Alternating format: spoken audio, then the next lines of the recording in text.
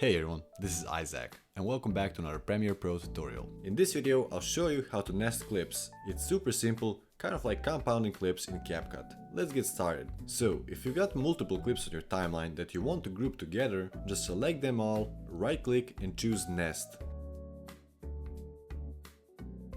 Here, you have a small window asking for a sequence name. Name it whatever you want, then hit OK.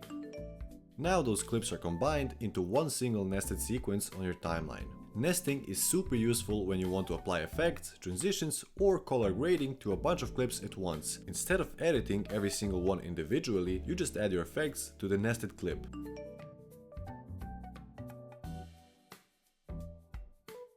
It also keeps your timeline cleaner and makes it easier to move or duplicate a group of clips without messing up the timing. If you ever need to edit the clips inside the nest, just double click the nested sequence. It'll open up like its own mini timeline. Make your changes, then go back to your main sequence and everything updates automatically. That's it for this video. If you found this video useful, subscribe for more tutorials like this one. Check the description below for the links of all my socials, and if you have any questions or future video requests, leave them down in the comments below.